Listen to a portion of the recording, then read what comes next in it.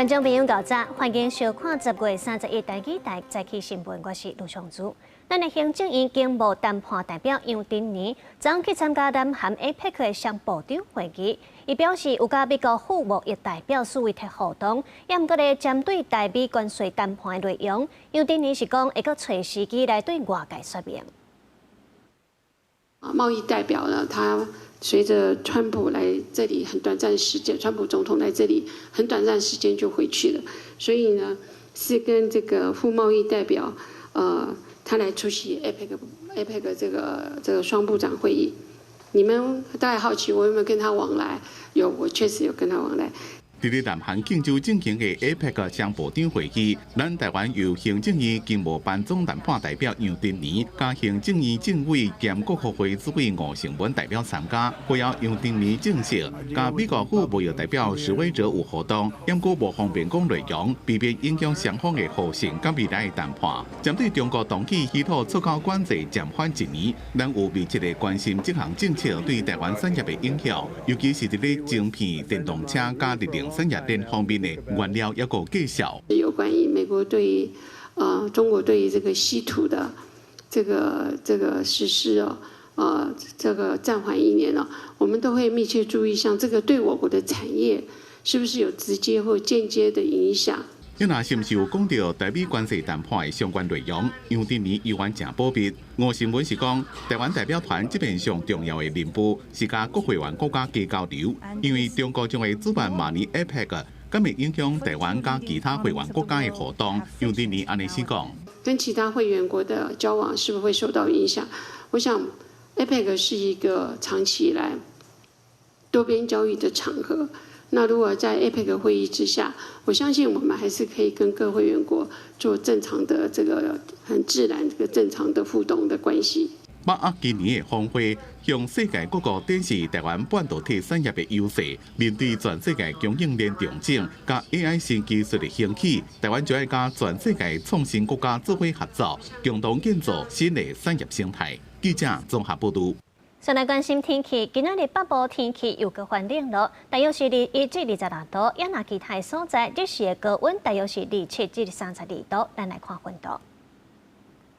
因为受到东北季风的影响今仔日一寡所在会落雨，嘛会较凉冷一寡。雨水的部分呢，亲像基隆北海岸、大台北山区、东半部，也搁有恒春半岛呢是会落小可雨。桃园以北也搁有新竹苗栗山区会落一寡雨，也那其他所在是节月好天。不过咧，中南部山区过昼了后会上雨，所以民众出门就要会记咧走雨伞还是雨帽。昨北部真无简单，才出日头，不过今仔日东北季风又搁行较高，尤其是正风的北部、东北部，除了会落雨，气温嘛较凉一寡。气象署就提醒讲，这款天气是会到后礼拜一拢是安尼，所以民众都要注意天气的变化。自拜四暗时开始，东北季风会搁变强，拜五北部日时的气温会降到20度，也那中南部也是有30度。高温的部分，北部在3号之前大约都是24、25度低温的话大约是20、21度左右。至于在中南部地区，因为受到冷空气的影响，比较没有那么的明显气象署表示，东北季风带来影响会一直维持到后礼拜一。拜五开始，北部、东部和恒春地区会落小可雨，南部和中部的山区过昼嘛有可能会落雨。11月1号到3号这段期间，纯粹是受到东北季风的影响了。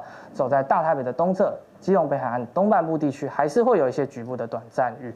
不过在台东，还有比较靠近是在中南部的山区的话，是属于零零星星的降雨。气象署指出，虽然后礼拜二的温度会较小落，天气嘛变稳定，也毋过拜三东北季风会搁变强，时到就会搁反冷。提醒民众出门都要记得加套衫，注意温度和天气的变化。记者桂松林、曾俊佑台北报道。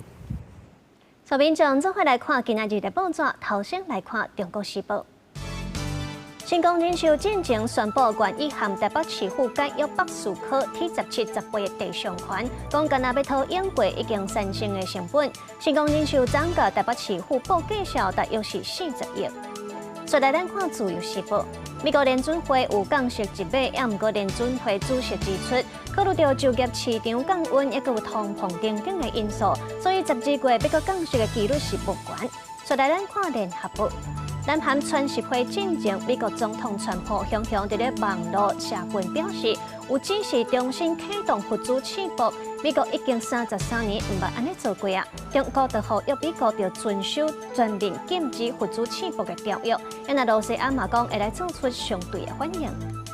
川协会结束啊，虽然无讲到台湾嘅议题，不过美国媒体 CNN 伫咧川协会进前引用别人嘅讲法，讲台湾烦恼美国嘅改变支持，有风声咱政府要甲驻美代表如大雷来换掉。但是咱的外交部长林佳龙就出面否认，嘛强调讲美中会谈以外，台美之间嘛都有得直接。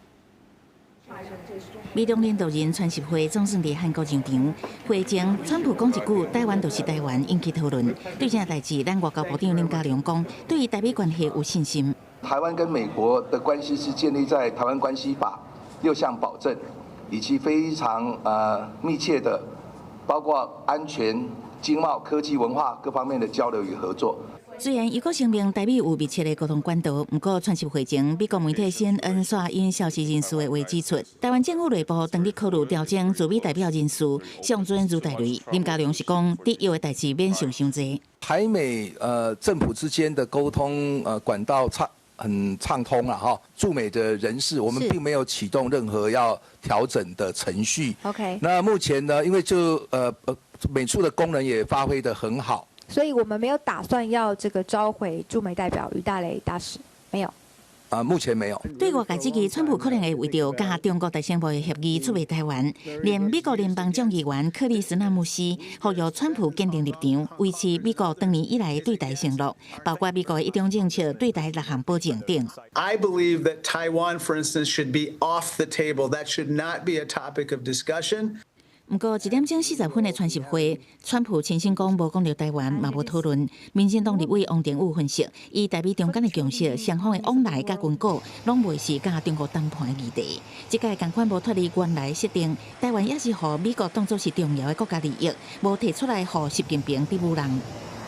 这次川协会，据我们所知道，应该是台湾的问题并没有包括在内了。目前没有更多的讯息提供。那之后可能会有相关资讯释出，我们也会密切关注。我们会努力也请国人一起，我们把台湾顾好、守好，全世界就会更珍惜台湾的重要。外交部表示，除了持续密切关心美中高层的活动情形，对于美中会谈、台美中间同款嘛是保持联络。公司新闻采访报道。有一个伫阿苏上班的中国配偶钱礼洪别讲，伊伫咧面册经营解放军社团煽动武统，一个检举公司的董事主管有歹毒的行为。立委会讲已经甲废止伊的台湾身份，也佮有户籍。若前几天啊，中国的公安局讲要查民进党立委辛碧阳涉犯这个分裂国家犯罪。辛碧阳是认为讲，这个危险性也包含一般的台湾人。咱的外交部指出，中国有含60外个国家签引渡条约，可能会甲台湾人带去甲中国受理审判。大家不要忘记哦，他们甚至连检察官跟法官都可以进入到他们的一个惩戒的范围，所以这个危险呢，并不是发生在我身上而已。讲家己恐惊未是唯一，民进党立委辛碧阳去中国中庆公安局发布通报立案调查，指控伊涉嫌分裂国家。根据外交部的报告指出，中国目前已经甲罗西亚等超过60个国家签订刑事司法合作条约，甲60外国完成引渡条约的签署，恐惊会变中国甲别国施加压力，要求引渡台湾人。还是外国公民的港股。换言之，就是说，像王委员或者是说沈博阳委员，是他们也只能到友好国家去。这种威胁呀，是引起全世界大家都是认为是一个威权扩张。要如何因应？要如何应？我们不断的在宣导，然后也跟友好国家，其实在不断的针对这个东西交流。外交部表示，已经正在解通电告自外管处，加强防范甲因应中国跨境镇压，也是长手管辖的可能性。会看情形调整旅游警示。中国持续透过发布处罚名单、制裁措施，佮扩大对象，为台湾政要渐渐延伸到军方，受制裁人员的家属，也佮有企业等提供赏金。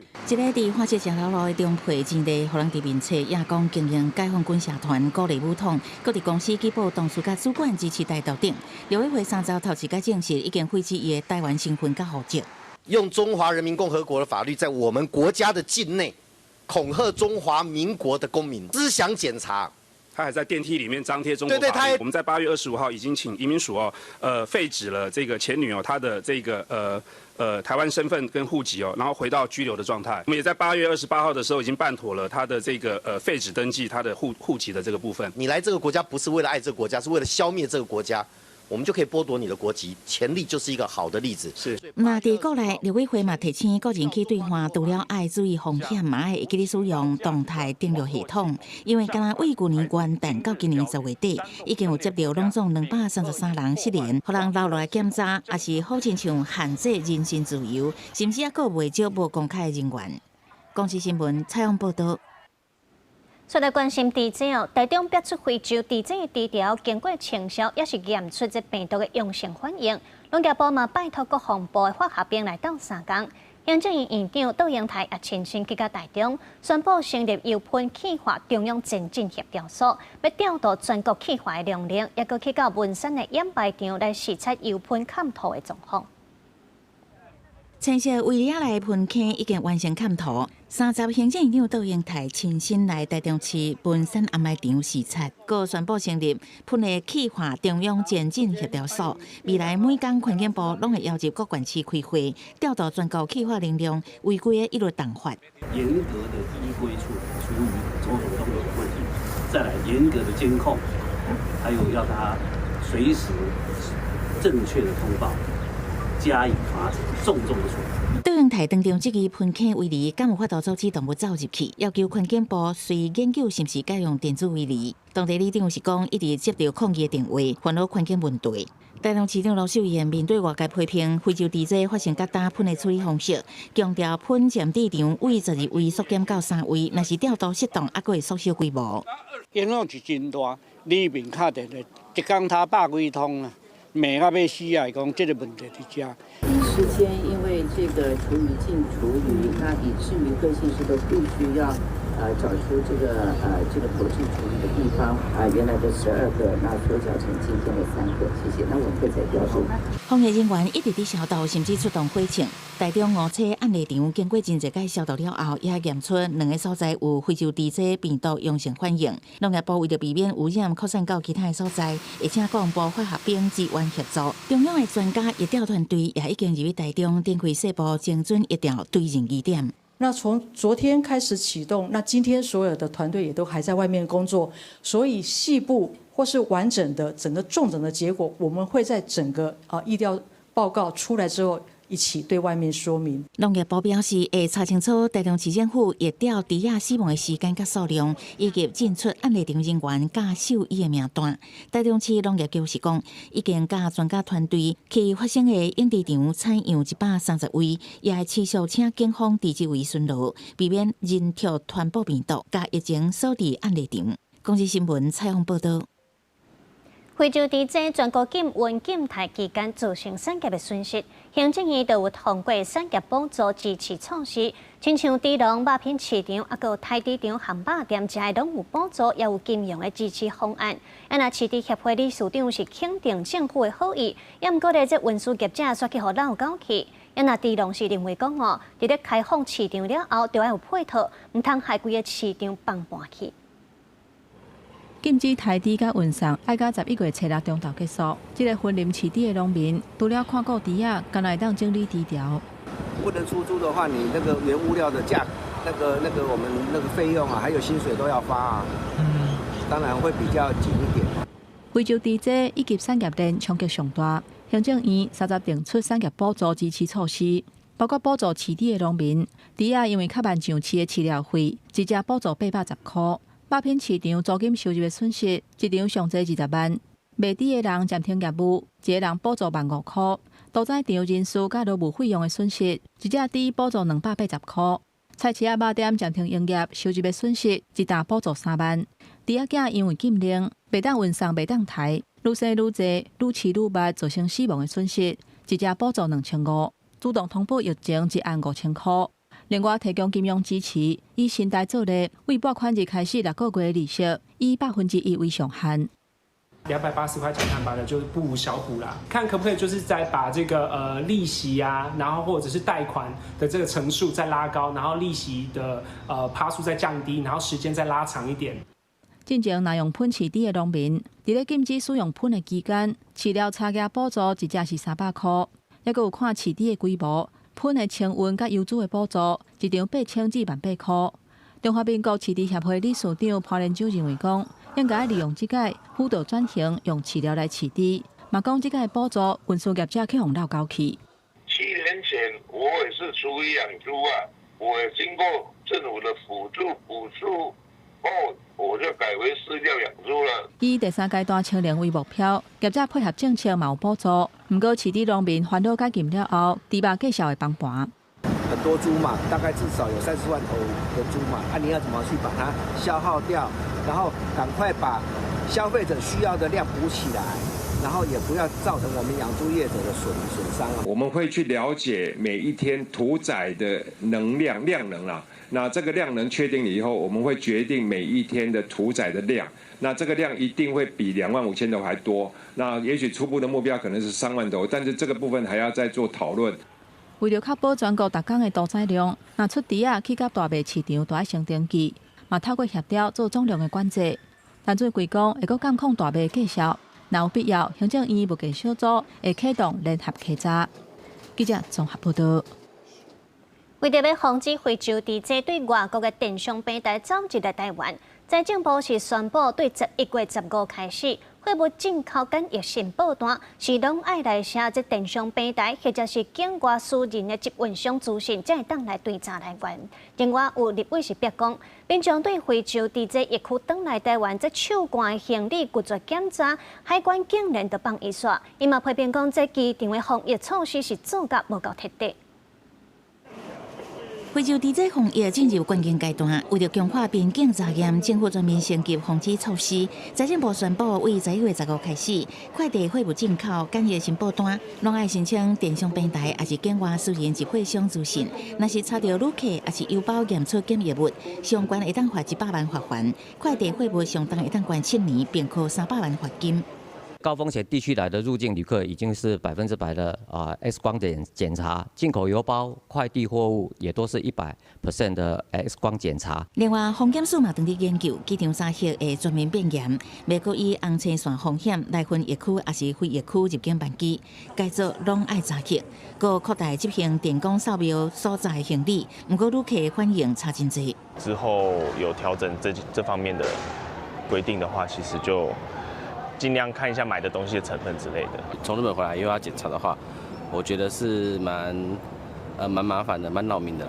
不过，真正有网友伫社群平台打文讲，家己为马来西亚返来台湾，拒绝手关行李做猪只检查，因为无法完，海关嘛无挑拦。针对高风险国家旅客手检皮包，没有强制，旅客可以拒绝。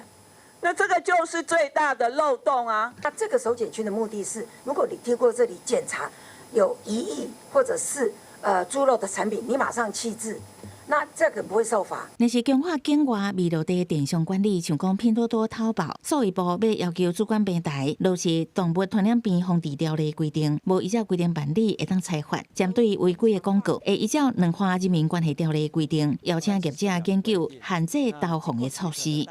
公司新闻采访报道。台湾是当地防止非洲猪只疫情摊开，所以有一只外国的货船要走私冷冻肉甲粉来过香港。保三总队也有海巡署就做伙甲这船抓落来。这船顶有133吨来路不明的冷冻猪肉甲鸡肉等等，另外咧，阁有107万包的走私粉。船顶7个人是当场放抓起来。因为接到线报有货船要走私物件来高雄港，于是保三总队甲海巡署高雄海巡队斗阵来到高雄西南方的海桥，甲这只天上尼亚级的货船抓落来。保三表示，这只船对马来西亚要驶来高雄，船顶有正10趴货柜，拢总7个人，包括印尼籍的船长、船员，甲一个姓王的台湾人。因甲海巡船舰一路甲货船押登来高雄港进行搬查。防检署人员装备齐全，去伫船顶货柜来来回回转药啊消毒，搁一卡一卡摕电工去照。毋若找到4卡货柜的走私分，其中竟然有5卡货柜拢是来路不明的猪肉、牛肉甲鸡肉，数量有133吨，而且有4卡货柜的肉拢已经害去，规个臭毛毛。该船上总共有133吨的冷冻肉品，以及107万包的香烟，肉品则有鸡肉、猪肉、牛肉等等。由于适逢疫情期间，调查后将香烟查扣，而该船与人员则于海巡署介入之下离境。部长表示，船顶的肉甲粉市价超过4000万，因为台湾这阵当是防疫的重要时机，遐个肉无互伊落船，同时也甲船顶的7个人按照违反昆虫管理法甲动物传染病防治条例移送高雄地检署侦办。检方表示，姓王的台湾人交保，其他6名外国船员因为无出入境，最后是人甲船做过遣送回去。记者柯家如柯朝阳高雄场报道。再来看国际新闻，安德鲁王子是英国国王查理斯3世的兄弟，因为伊和已经过身的美国好家人爱普斯坦的买代是吵甲真热。英国国王为着要维护王室的形象，第30是取消伊兄弟安德鲁王子的头衔，嘛逼伊搬出温莎的官邸。伫英国国王查尔斯3世采取行动了，30暗国王嘅小弟安德鲁王子大嘅皇家庄园就受到大家嘅注意。这个时阵大门开开，有一台车驶出来，门阁关起来。北京汉宫发声明，国王查尔斯3世已经启动正式嘅程序，得到安德鲁王子嘅王室尊称、名号也个英语名号。伊甲即马所住嘅皇家庄园嘅租约，可以依法会当继续住。即马终止租约嘅通知已经送到位，伊就会搬去其他嘅私人所在。虽然伊也是否认外界对伊嘅指控，大家也是认为爱改做处分。This is the strongest action against a member of the royal family. And I think that the king is acting very much here in harmony with public opinion, media opinion, and parliamentary opinion. 安德鲁王子因为牵涉已经过身的美国好野人爱普斯坦的性丑闻，几多年前就退出王室的公职。虽然伊否认相关的指控，不过受到外界愈来愈多检视，即马正定期伫咧接受癌症治疗的国王，为了要保护王室做这项决定，被认为是现代英国王室史上上戏剧性的举动。有报道讲，安德鲁只有伫咧拄搬入去时阵付征收的费用而已。Does need to be let out if it's going to be let out or at a commercial rent, and that does not appear to have been the case by any means over the past 22 years, because the vast part of the profits from the Crown Estate go back to the Treasury and therefore fund the things that taxpayers need funded. So there is a public interest here. 今年65岁安德鲁王子是国王查尔斯3世小弟，也是已经过身的伊丽莎白女王的第2后生。这个月初，安德鲁王子被迫停止国再使用约克公爵的名号。即马国王国下进一步加重对伊的处分，剔掉伊所有的名号。自即马开始，伊对外只敢会当用无王室名号的安德鲁蒙巴顿温莎这个名。公司新闻吴文玲编辑。荷兰的国会大选，这选票已经开到10%了，由中间派的民众党领先，伊的领袖是38岁叶挺，伊也真有可能会当成做荷兰的第1位上少年的总理。荷兰中间派政党领袖38岁叶挺，在支持者的欢呼之下，行到造势舞台中。荷兰提前举行国会大选，投票在29正式启动。根据已经开出来98派票的结果显示，讲叶挺所属的民族绿党是摕到真惊人的成果，在众议院150席内面，和极右派反移民政党自由党同款，拢摕到26席。但是荷兰媒体预测讲，民族绿党会有更较侪席，叶挺有可能变做荷兰史上上少年。而且是第一个公开表态是同性恋的总理。不过叶挺的性向在竞选过程中并无变作人注意的焦点，因为大家拢知影荷兰一向拢是真保障 LGBTQ。We hebben vandaag de beste uitslag van D66 ooit neergezet en we zijn misschien wel de grootste partij van het land. Miljoenen Nederlanders kozen vandaag voor de positieve krachten en voor een politiek waar we weer met elkaar vooruit gaan kijken. 自由党领袖的华尔德斯因为反伊斯兰、反移民在保守立场，被叫做是荷兰川普。虽然伊的政党目前和民族绿党的席次同款，但是已经比顶摆大选61席。专家分析，主打人民意见的领袖在野的时阵，声势定拢真大，但若是掌权支持度却真歹维持。华尔德斯讲，那最后是中间派的民族绿党赢上侪席，叶挺主导的内阁将有可能会甲自由党排除在外。Als dat zo wordt, dan heeft hij in ieder geval een hele grote en sterke oppositiepartij tegenover zich. Want we zijn het ongeveer met alles niet eens wat hij zegt. Maar zover is het nog niet. We hebben het nu nog alleen.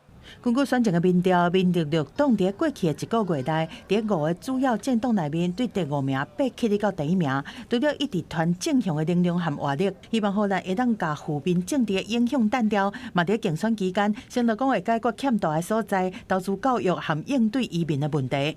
公司新闻新乐报编译。原来今仔日国际上阁有啥物大代志，咱做伙来看世界。以色列表示，安全部队今仔日伫加沙走廊透过红十字会接受哈马斯还回来2位以色列人质的遗体。原来根据协议，哈马斯是要改行13遗体。法新社报讲，越南沿海几内省自顶礼拜六上大雨24点钟来雨水量1700毫米嘛拍破纪录。越南政府是指出，这大水雨已经造成上无10个人罹难。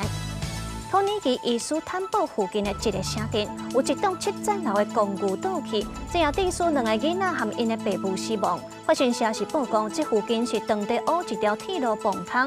那当地媒体是讲，进前这栋就不接到警告，讲这栋公寓早就已经有必顺了。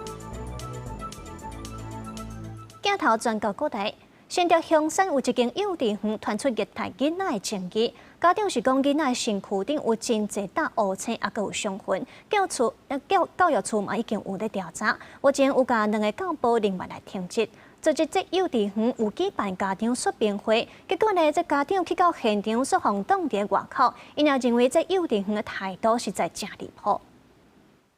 说明会，园方禁止我们入园。徛伫幼稚园头前扣抗议布条，家长话讲明明是家长说明会，却甲人挡伫外口。新北市香山区一间幼稚园，之前哪像有虐待囡仔的情形，目前已经有4个囡仔完成验伤甲报案。拜三下晡，幼稚园举行家长说明会，不过囡仔去幼稚园虐待家长，却互挡伫外口，袂当入去参加。我小朋友遭遇到的事情是被丢到垃圾桶，然后连环的闪巴掌。然后还有拿长条状东西打胫骨等等，然后晚上到现在都还在夜惊，然后每天都起来说我不要我不要，为什么他们可以进去我不能进去？就因为我知道比较多案情，我知道更多，我手上握有更多的证据，就不行进去吗？园方他开说明会却没有通知受害家长，甚至警方也被挡在门外。这不只是程序的错误，也是再次伤害家长与孩子的尊严以及双方的信任。幼稚园表示，事件发生了后，已经甲家长有沟通甲说明2摆啊。这摆的说明会是针对其他的家长，下一步邀请这个囡仔受虐待的家长。新北市府讲，目前除了2个教师停职调查以外，事件也已经进入调查程序。目前本案已进入调查程序中，并不会因为该园召开说明会来影响本府的一个持续调查。市府指出，接下去会交由委员会来进行相关调查，来厘清囡仔身躯顶的伤到底是安怎来的。另外，幼稚园也答应讲，未来会伫教室内底装监视器，保障囡仔安全甲权益。记者杜君豪，新竹报道。进前一个查甫囡仔开去互年母勒口毒卡死的案件引起社会的关注。行政院会也有通过刑法的部分条文修正草案，若是讲故意害人虐待囡仔案件，被告经过法院判无期徒刑，也是10年以上，拢袂使假释。希望讲会当达成吓惊的效果。也毋过有民间团体是认为讲，避免囡仔受到虐待，要是就要事先预防。这回查甫囡仔凯互林某苦毒致死案，一审宣判林某刘彩雪无期徒刑，刘玉林是18年的徒刑。上诉到2审，高院伫11月初10会过来开庭。社会关注凯案，促使立委提案修法，加重苦毒囡仔的刑责。行政议会30确定刑法修正草案，针对故意害人也是苦毒囡仔的案件，被告hom判无期徒刑，也是有期徒刑超过10年的，袂当假释。为了彰显社会公义，增订对于故意杀人、杀人未遂，或者是对于凌虐未满7岁的儿童致死、致重伤，经过判处无期徒刑或逾10年有期徒刑者，都不得假释的规定。一定会有家长是觉得有被保护到的感觉。我有2个小孩，对，所以每次看到这种新闻，都是会很担心发生在自己的小孩身上。赞同啦，因为我觉得这种案件层出不穷啊，然后你如果没有用一个比较重的刑法，似乎没有办法达到一个嚇阻的目的吧。民众支持加重修法来协助犯罪，民团认为讲司法只是上尾的底线，要避免可毒囡仔事件发生，嘛是要对头前端的预防开始做，呼吁政府正视儿少保护制度保护袂到的所在，嘛提出包括设立儿少保护部，提高权责人员的监管标准，强化下机关通报系统等诉求。我们对于今天这个草案的通过是乐观其成。刑法说真的，其实它终究是比较后端的，我们还是希望说在前端能够尽量去抢救孩子，那社安网部分来去做优化跟改善。除了故意杀人，也是扣毒囡仔致死判10年以上袂当假释。行政院刑法修正的重点，佫包括行为的时阵，也是审判的时阵，有精神障碍，也是心智缺陷的，袂当判死刑。在判刑确定进程的羁押日数，算入假释要件已经执行的期间。法务部嘛修正刑法、死刑法、刑具法将拘将轻的适用原则。在刑法上路了后，就袂回推旧案。若是刑法较轻，旧案就会当适用新法。记者综合报道。立法院中央党团掌有协商花家沙和马太安邦山谈灾害重建特别条例，不过来自部落的青年就不满国民党团的版本。这期伫咧草案第6条本底有写讲，会使划定特定区域限制基础，是伫咧为前川铺路，就是为着要爱族人离开因大土地。那昨因也有来到立法院抗议，落尾是讨论2点钟，三党达成共识，把这划定特定区域的文字提掉。那打算今仔日立法院就来完成3套特别条例。没有沟通，没有吵。有关花家沙甲马达安邦山湖灾害重建特别条例，3集立法院朝野党团协商，这马达安部落的灾民甲青年，因为不满国民党团的版本，去立法院外口表达诉求。因反对用划设特定区来取代安置，嘛要求爱重视部落的思想同意权，反对任何形式强制迁徙甲迁村。为什么一定要用圈地的方式，才能够去安置受灾有风险的灾民？逻辑上不是因为有风险受到灾难，安置就要启动吗？我们不要特定区。其实中继安置非常需要，可是我们到今天，我们的花莲县政府连临时收容安置都做不好。八大案青年6大诉求，包括风险认定都有安置的义务，唔通优先用迁徙的方式来做灾后管理。咨商同意原则等等，嘛话讲应该爱先甲部落来咨商，听讲互乡民的心声，再来处理重建条例。我们都是倾听地方的声音，对于民众任何的需求，或是部落自主相关的这些提案，我们都会予以尊重。在条约协商当中，原底马达案青年主要的诉求内底，特别条例草案第6条划定特定区域这几字，确定会汰掉。国民党有发下这个修正动议哦，第6条的部分我看到已经把那个划定特定区域拿掉了，非常谢谢郑委员跟国民党团的部分，听到受灾民众、原住民青年的声音。经过2点钟的协商，3个党团有达成共识，特别条例会伫31议会列入去讨论的事项，伫施政即阵进行处理，完成3套，而且未阁提出复议。记者综合报道。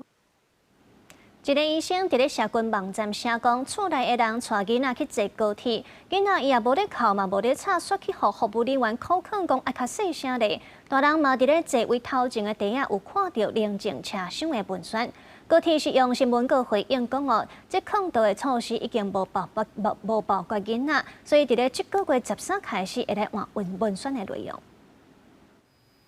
在社群网站分享出来，人伫30早起坐高铁117次的列车对台北去左营，伊当中囡仔的妈妈无想要用手机来往囡仔，提出这套面互2岁半的囡仔耍，发出声，互高铁的服务人员坑的。他玩那个玩具总会有声音，然后他玩一玩也会讲话啊，妈妈你看这个什么之类，可是他没有吵，没有哭，没有闹，没有尖叫。但是他虽然很客气，他就是弟弟乖乖哦，弟弟乖乖哦，要小声哦，不要吵哦，这样子他是口头劝告我。可是小卡确实从头到尾拢伫迄车顶管。囡仔的妈妈讲，讲家己是对下港去台北的，常常坐高铁，这已经是冷静车厢上路以来，伊带囡仔互坑倒的第3摆。第一时间，伊伫家族的群组内面发文在嗨，真侪网友嘛认同伊的看法。其中一个是这个月27对南部后头厝往北的妈妈，讲伊和囡仔嘛互坑倒。基本上就是头碰头，大概就是这样一个手掌的距离在讲话。忽然间就有一个站务员，他就亲身过来跟我们讲说，不好意思啊，请你们小声一点哦。台湾高铁是发出声明，重申执行车厢冷静文化以来，已经声明相关坑倒措施，并无包括囡仔、红婴仔、幼囡仔是其他亲像破病这明确的因素，去影响到自主能力旅客的行为。服务人员拢用关怀提供必要的帮助和安慰，为了避免误会，13开始冷静车厢的文宣嘛提掉。那我觉得每个人对音量的可接受度是不同的。所以，我可以理解有些人会觉得不舒服。一点点一定可以啊，如果是大吼大叫，一直常常就是父母亲如果不管这种，就会麻烦。有一些多元的乘客，他有多元的选择啦，就不是说刚性的要求说每个车厢都是这样子。学者认为讲无共族群有无共需求，真歹拢顾到，高铁当考虑用无共车厢去加分，而且甲权利义务说明清楚。国外嘛有亲像这种做法，亲像有做工课的车厢，也是会议的车厢。记者综合报道。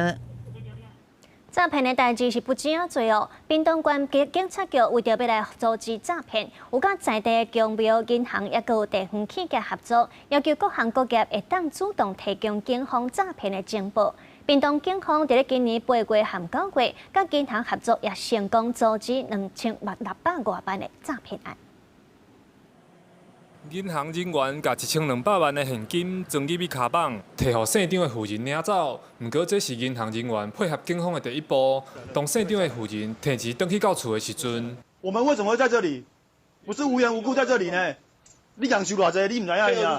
警方提早一步安排人力，当妇人到厝，准备要把1200万现金摕予车手的时阵，警方就直接抓人，避免这么大量的钱落入歹人的手头。其实这名县长的妇人，前后伫无同的银行，互人骗6000多万，最后2摆是伫银行和警方合作之下顺利动落来。那是由4位不同的交易人汇到他的户头，感觉是民间借贷。不只是帮了一位客户，甚至也许是帮了一家人。跟他以报名牌的方式，让他去投资，投资之后再会丢一个网站连结给他，告诉他说，你现在的投资，你的投资报酬率多高了。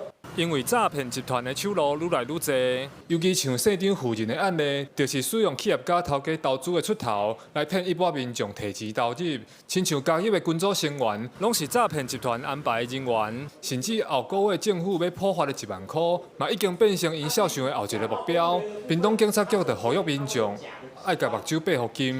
普发现金的防诈事故，第一不点，就是不是官方的网站，就是没有 gov.tw 不要点。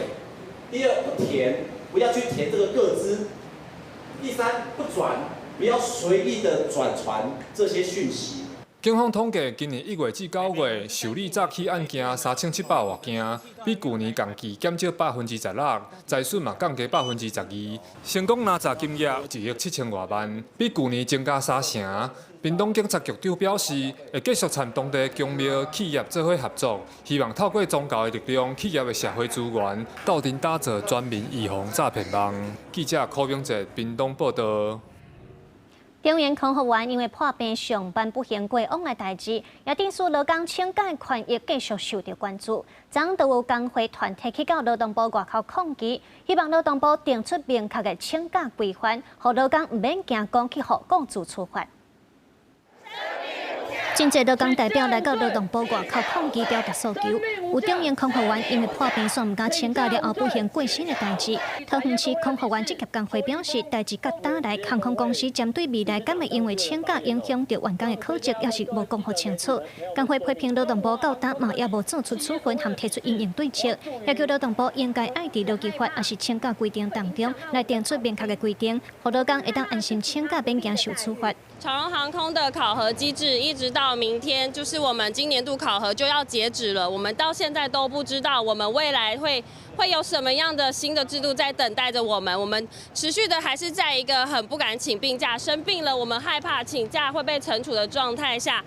另外嘛传出介成有驻丰达工会的代志，有工会代表抗议讲，会议基金会调工刁难工会的员工签会务假，也毋过会务假是工会法和工会干部的合法权利。工会表示，对去年开始，基金会都用各种理由不准工会的员工请假，就连今年6月劳资会和解会议了后，也阁继续刁难唔互人请假。工会希望劳动部出面主持公道。我们也是都直接跟新北劳工云申请上课，然后他还是驳回了我们的请假，然后我们大家后来都是用特休。针对一些劳工朋友所关心的请假权益，也阁有工会的诉求，劳动部讲未来有打算要来修改请假的制度，也会定出法律规范。记者担心东社桂林台北报道。客语有客委会，关注民语有原民会，也毋过台语到当时也阁无一个专职单位来负责哦。昨昏就有台语政策推动联盟召开记者会，要求政府就要赶紧成立台语相关的委员会。民间嘛提出6大建议，要求政府就要来制定台语发展的政策，也有台语发展研究中心等等。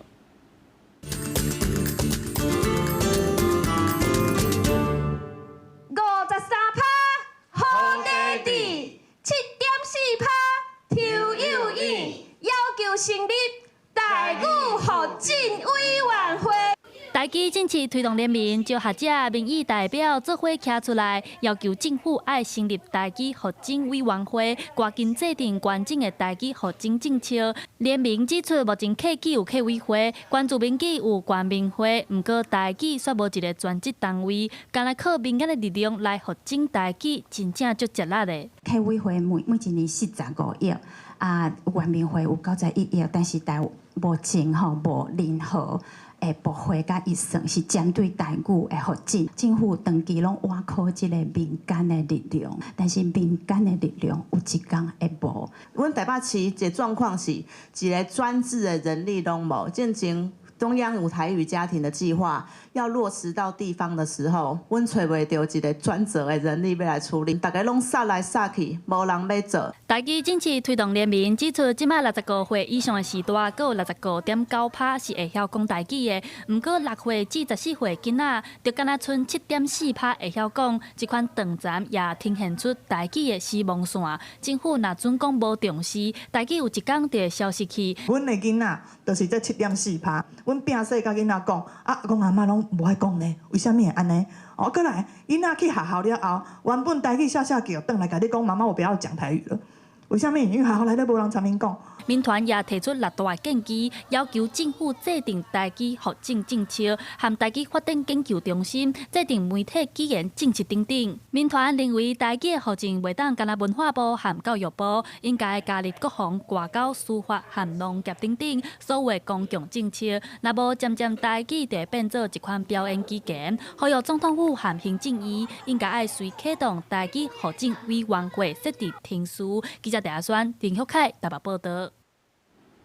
台湾已经正式进入超高龄社会，对时代医疗照顾也个长照的服务需求也是愈来愈多哦。那照顾这语言原来是关键。台北医学大学也个和台语老师来合作，就来编出过来头一本长照台语的教科书，也个有台语录音，希望讲提供予居家照顾的服务员，也用伫咧医护人员的课程，做伙来打造台语友善沟通的照护环境。穿白衫的这位是邮帮员，做长照服务13档，替时代变身饲饭、洗身躯，对伊来讲，拢是真实手的工课。唯一一件让伊非常苦恼的代志，就是用台语和时代沟通。可能阿嬷之前是疫情的时候要戴口罩，所以说阿嬷烫口罩。烫是可能是台语，或可能阿嬷就说烫口罩，她就把裤子脱下来，然后就开始跑。那所以服务者就说：“不是，我是要说把口罩脱下来。”这届伊专工转来母校台北医学大学，找伊的教授老方做请教。老师和伊有同款，有真深的体会。伊感觉真真侪人无法度用母语和时代讲话，尤其是即摆学生，可能连听都听无啊。不管是医用台语或是牙医台语的课程。那过去也有开设护理台语。那为什么会有这样的课？就是因为我们发现非常多的同学是不讲台语的。因两个决定合作编一本合作长照台语的册，因先找10几位技学员来收集普通时啊，伫咧工课场拄到的情景对话、台语名词和台语用句，然后请台语老师周家燕来改写做台文字，写罗马拼音，加上台语的录音，完成这本有声音的长照教科书。教册上惊就是严肃、严格，搁死定定，所以阮希望这个课本是编做剧情的，就是讲阿公讲啥物，阿嬷讲啥物，因就会当学甲足好。这本册未来会用伫咧医护人员的课程，老师也讲，对时代来讲，长照毋但是身体照顾尔，语言的陪伴更加重要，也较有温度。所以讲台语是一件真珍贵重要的代志。记者陈选林旭凯台北报道。台湾已经是超过龄化社会，有真侪家庭拢会遇到长期爱照顾时代的情形。伫这个过程中间，有可能会忝，会使性地也会冤家。台文馆就结合出版社、作家也有医生，同齐来推出一本互照顾者的文学书园，希望讲透过文字文学来陪伴照顾者。上尾一届去病院看阿伯，伊已经冷烧烧，摕伫面床顶啊。这是收伫互照顾者文学书园的这本册内底的一篇内容。这本册是台文馆和出版社、作家和医生合作斗阵出的，有12个作家、21篇文章，对知影时代破病艰苦开始，到双方关系改变，到后壁要走进前人生相识，分三个单元写出照顾者的心情。大家在阅读这3个单元，你会发现它是以一个脉络跟一个文气在流动的，它是一本很美的书。所以，即便你不是照护者，你把它当成一般的文集来看，你也会觉得它是很好看的。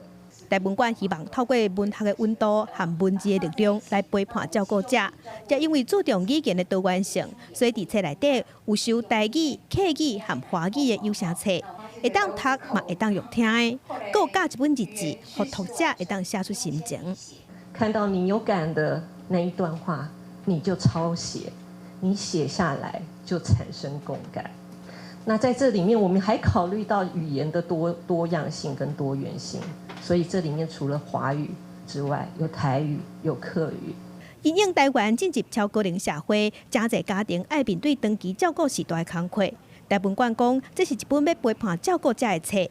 照顾的过程中，辛苦、无助、冤家、惊吓，拢是会拄到的代志。也希望这本册会当让照顾者有一个休喘的空间。记者陈心彤、谢桂林台北报道。咱做回来关心今仔日各地的天气预报资料。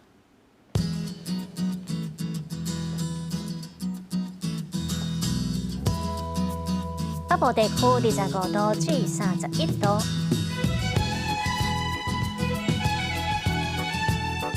中部地区25度至31度，南部地区27度至32度，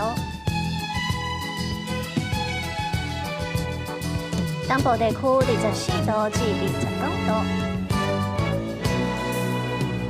外岛地区24度至27度。感谢你收看今仔日的早起新闻，咱后礼拜再会。